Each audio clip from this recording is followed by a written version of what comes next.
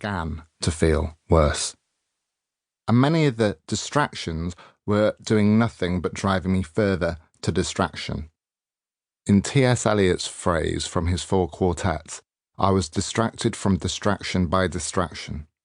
I would stare at an unanswered email with a feeling of dread and not be able to answer it. Then, on Twitter, my go-to digital distraction of choice, I noticed my anxiety intensify. Even just passively scrolling my timeline felt like an exposure of a wound. I read news websites, another distraction, and my mind couldn't take it. The knowledge of so much suffering in the world didn't help put my pain in perspective. It just made me feel powerless and pathetic that my invisible woes were so paralyzing when there were so many visible woes in the world. My despair intensified, so I decided to do something. I disconnected. I chose not to look at social media for a few days. I put an auto-response on my emails too. I stopped watching or reading the news. I didn't watch TV. I didn't watch any music videos. Even magazines I avoided. During my initial breakdown years before, the bright imagery of magazines always used to linger and clog my mind with feverish, racing images as I tried to sleep. I left my phone downstairs when I went to bed. I tried to get outside more. My bedside table was cluttered with a chaos of wires and technology and books I wasn't really reading. So I tidied up and took them away too. In the house, I tried to lie in darkness as much as possible, the way you might deal with a migraine. I had always, since I was first suicidally ill in my 20s, understood that getting better involved a kind of life edit, a taking away. As the minimalism advocate Fumio Sasaki puts it, there's a happiness in having less.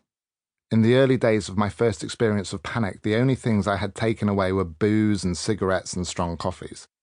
Now, though, years later, I realised that a more general overload was a problem, a life overload, and certainly a technology overload. The only real technology I interacted with during this present recovery, aside from the car and the cooker, were yoga videos on YouTube, which I watched with the brightness turned low. The anxiety didn't miraculously disappear, of course not.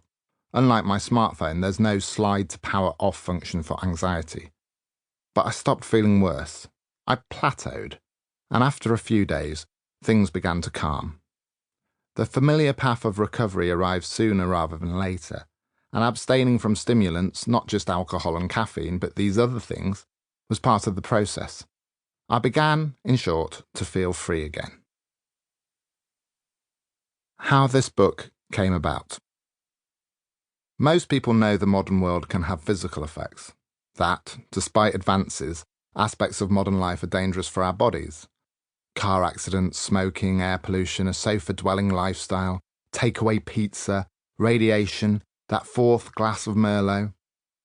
Even being at a laptop can pose physical dangers. Sitting down all day, getting an RSI. Once I was even told by an optician that my eye infection and blocked tear ducts were caused by staring at a screen. We blink less, apparently, when working on a computer. So, as physical health and mental health are intertwined, couldn't the same be said about the modern world and our mental states? Couldn't aspects of how we live in the modern world be responsible for how we feel in the modern world? Not just in terms of the stuff of modern life, but its values too.